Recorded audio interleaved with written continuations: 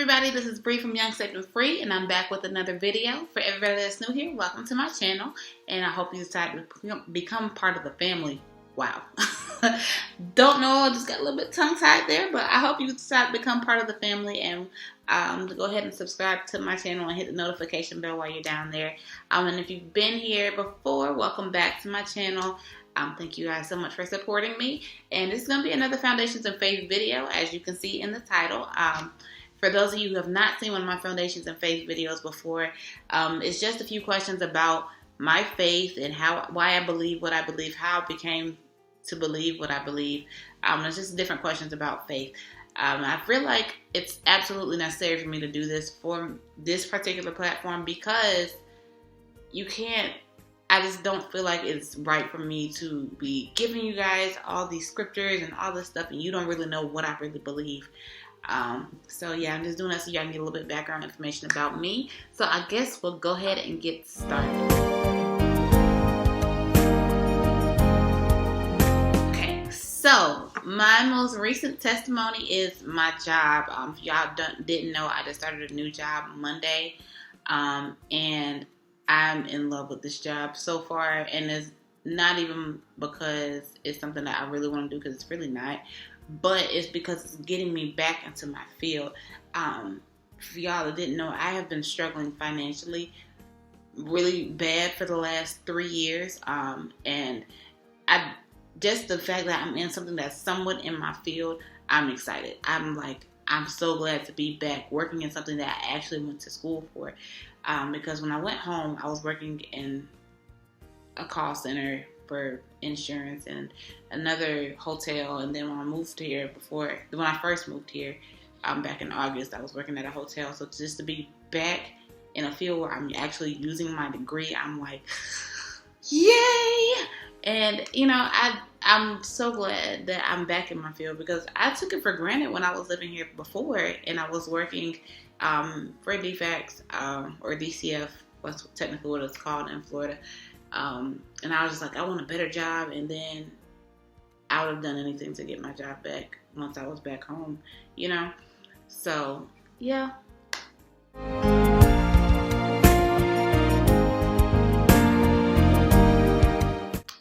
Well, considering December just started not even a week ago, we're going to go within the last 30 days. What I have learned about God and this journey so far, one is that it's not too late for a miracle. I'm not actually talking about that on the midweek push. And if you don't know what that is I go on Instagram Live and give y'all a little motivation to get through the rest of the week. It's every Wednesday at 12:15. So I had that, yeah. And the other thing that I definitely would say is that I learned that God don't care what I want. And when it comes to what He's called me to do, He don't care what I want to do or what I don't want to do. So also something that I have going on is that I will be starting training officially in January. And when it was first put in my face that I needed to be doing ministry a couple weeks ago at Convocation, I was just like, that's not. He was like, just tell him yes, go ahead and do it, because you're gonna say yes either way. And I'm like, but I don't want to. And then it literally would keep me up all night. God don't care what I feel like I should or shouldn't be doing. If He told me to do it, then I have to do it. And I've really come to understand that this month. Yeah.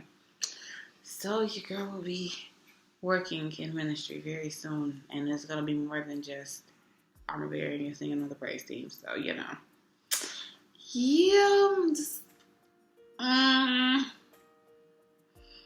that's just how that's how I feel about it. That expression, that's exactly how I feel about it.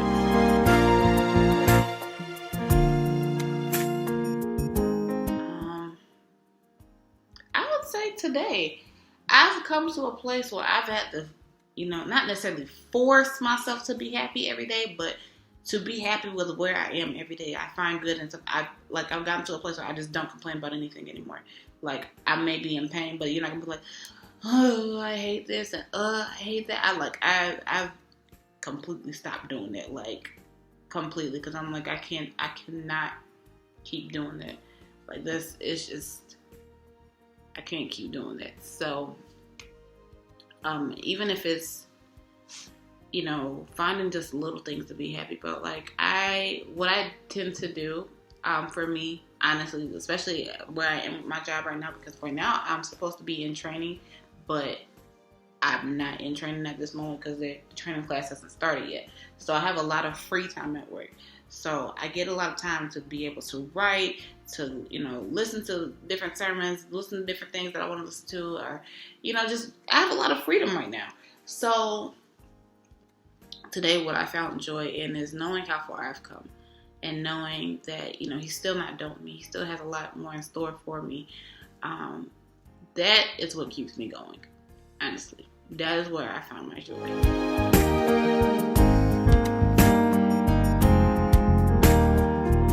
Right now, my priority is coming to terms with what he's called me to do.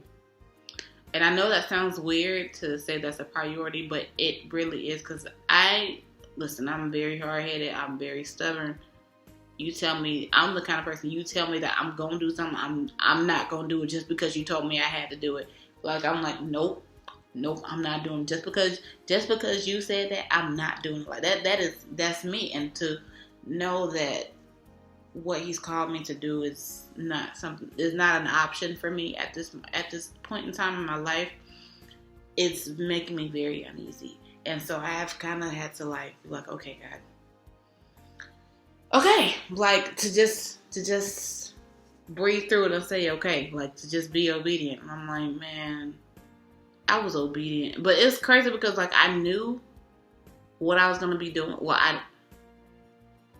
I knew that I was going to be going into training before I moved here. When I heard God tell me I had 6 months to move here, I said, he told me that I would be going into training. And I kind of like, I guess because the training isn't what I thought it was going to be, I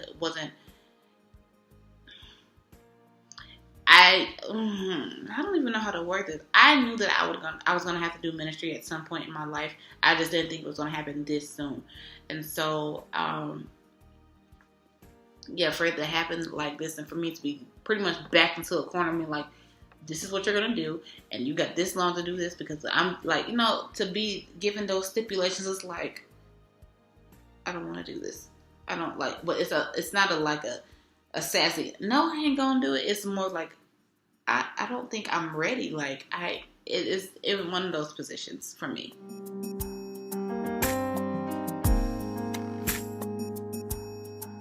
One of the things that I definitely need to get rid of is downplaying myself in him. That's part of the reason why there is a I Forgot Who I Was series. This is something that God has been pouring into me since probably like October. And every week it's something else. And I'm like, okay. So like, even when I'm reading it to y'all or, saying whatever the devotional is to y'all every week, it's really for me. Because I am not that confident in who I am in him. I'm not. I get intimidated by where I am. And I think that's why it was so important that he brought me here for training. Because here, Thomasville is very small. And a lot of times people know you either by your family,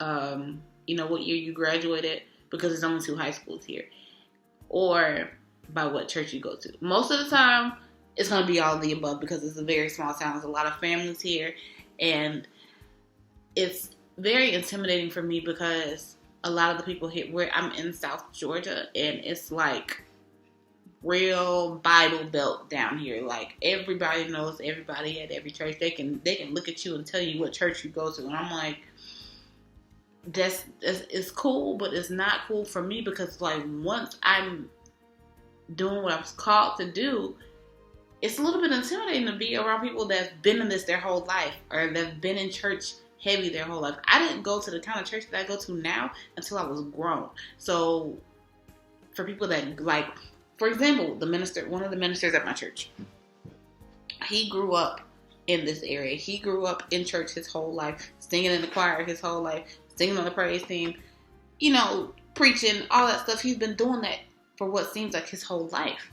That's not my story. And so it's very intimidating to be put in the same arena as like people like that. So it's like, I'm like, God, I can't do this. I'm not like them. But he's like, I told you who you were. That's why the name of the series is I Forgot Who I Was. Because even though I know what he said to me, like, had I been home, it probably, like back in Augusta, I probably been a little bit more comfortable. Still probably wouldn't want to do it, but it's not as intimidating as being here, where we have a lot of heavy hitters in this area. So, you know what I'm saying? Like, it's one of those type of things. So just letting go of intimidation and that spirit that tries to attach itself to me, that is the one thing that I have to get rid of in this season.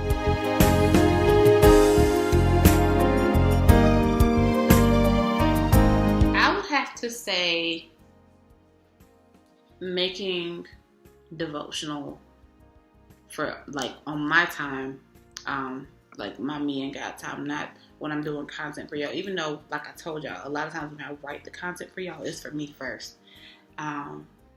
Even though that's the case, I still need to find time for me and him. Not where I'm listening to what he gave to somebody else to say, but for what he has to say to me.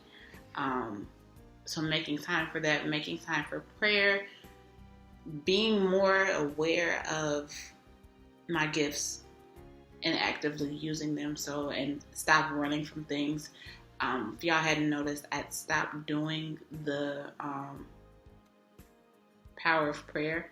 I am going to start back doing that this Monday. So if you have any prayer requests, please send them to me. I'll be going live every Monday morning at 7 a.m. Eastern Standard Time. It's my first time saying that out loud. I did not decide to do that till just now. So yeah, getting used to being in the forefront, and being okay with being uncomfortable. That will help too.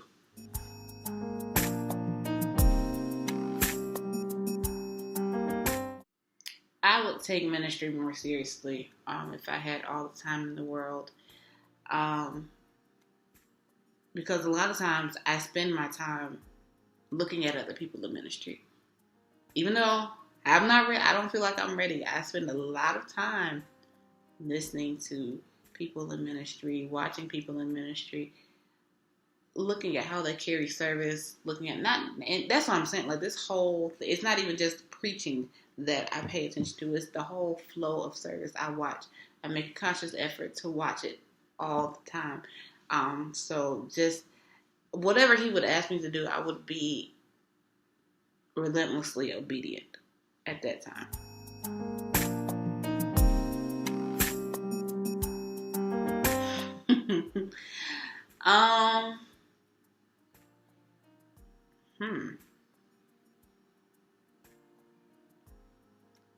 I would have to say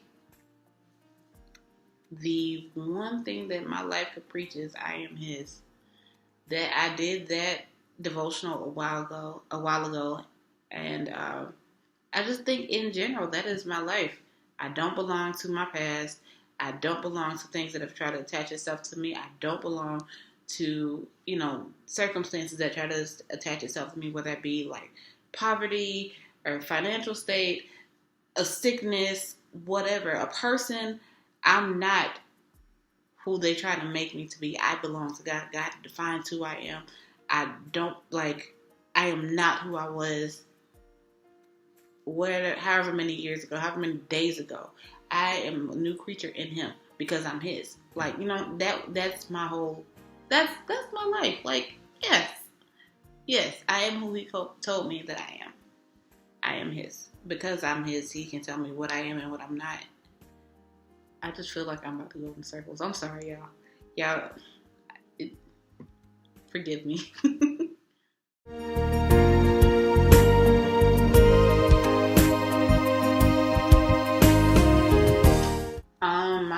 God-given gifts and talents. I sing. Just from, that level, I sing, I dance, I can write. Now on a deeper level, I am very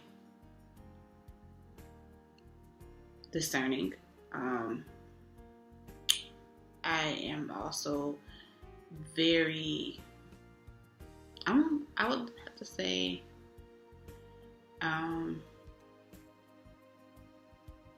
my perspective is well, that's not really a talent. I think that might go with the next question. But yeah, I sing, I dance, I write, I play the piano. Well, I used to. Yeah. As far as like artistic gifts, those are the things that I have. I've been playing the piano since I was 8 years old. I didn't start singing till I got in church when I was 18. I've been dancing my whole life. I've been writing my whole life too. So, it's kind of interesting to see how he's taken those gifts and turned them into things that I have to do in ministry. Yeah.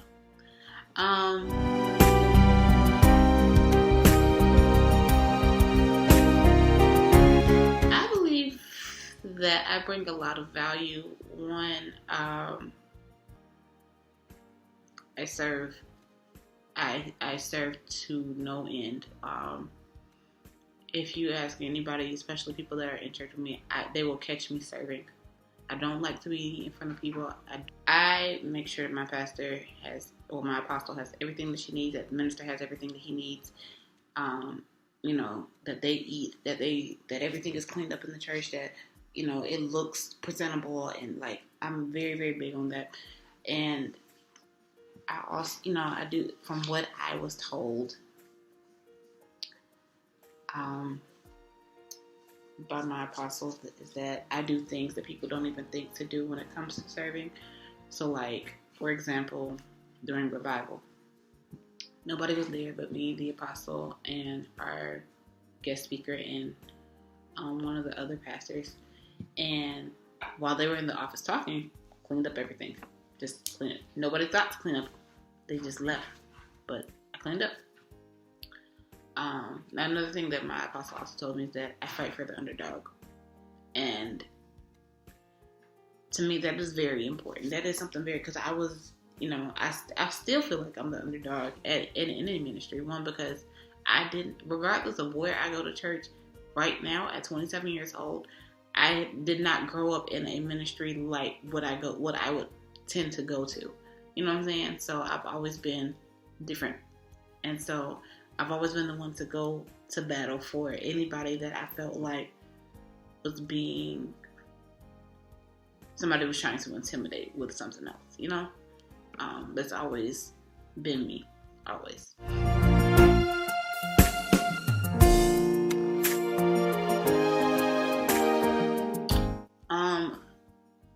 Well, I guess I can kind of tell y'all my morning routine. So, when I first wake up, I get up at like 5:45 every morning, because I have to drive to Tallahassee, and that's like a 35 minute drive. But I work on I work in Southwood, so it takes even once I hit the Tallahassee line, I still got like another 30 minutes before I get to my actual job. So yeah, when I get up, the first thing I do is pray for at least 15 minutes, and then I get up, take my phone with me to the bathroom, and I turn on either a sermon, or I have a morning playlist that I have on YouTube that I listen to all the time too. But most of the time it's gonna be a sermon, it'll be a sermon, and I'll just listen to it because usually they're pretty long. People that I listen to, because I listen to a lot of Ty Tribbett, John Gray, Latrice Ryan, Sarah Jakes Roberts, Q Gatson. I listen to TD Jakes every now and then. Most of the time I don't have enough time to listen to the whole thing, but considering I don't do anything at work at the moment. So I do that, and then when I get in the car, I listen to it all the way to work. And even after that, I'm listening to whatever at work. Like, I literally spend my entire day or my entire morning, all my free time at work, honestly, listening to different sermons. And it's very, very, very fulfilling to me. I always ride in my car in silence. Like, I don't play music on in my actual car radio. If I'm listening to anything, it's going to be a sermon. But a lot of times I spend time, to myself and just listening to what God has to say to me that morning and just trying to get my mind together. But it is very satisfying for me just to keep my mind clear every day.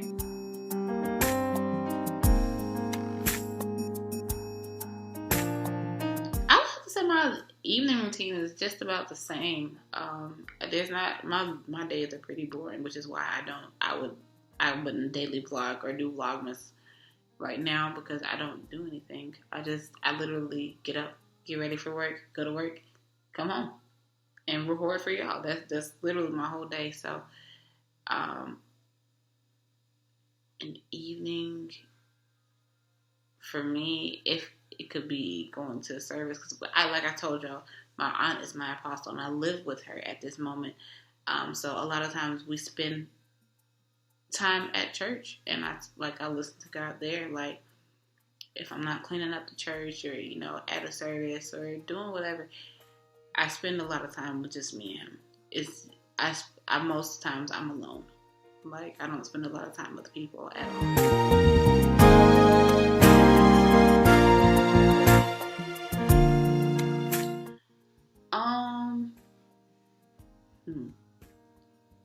Excuses that I have been making.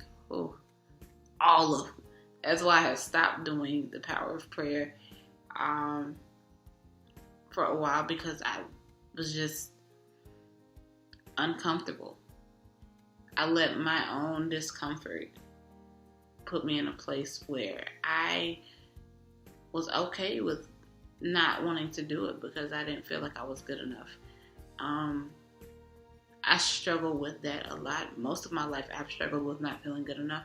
So even when it comes to stuff like praying and whatever, preaching, singing, I shy away from it because I don't feel like I'm good enough.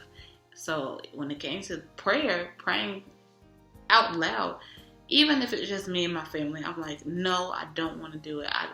My fear takes over big time, and that's not okay.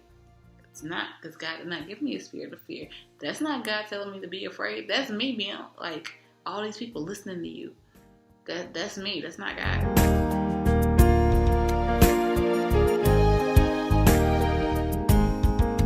In 2020, I love conferences, so I'm definitely going to the Young Leaders Conference.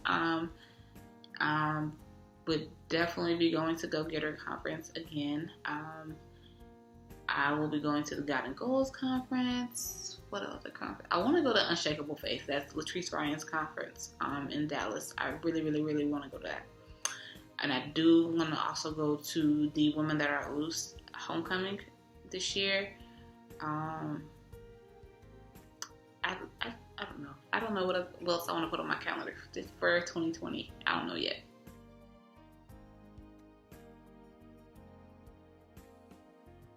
But yeah, that's it for this video. Part 2 will be coming up in a couple of weeks. I hope you all enjoyed it, and I will see you in the next video. Bye!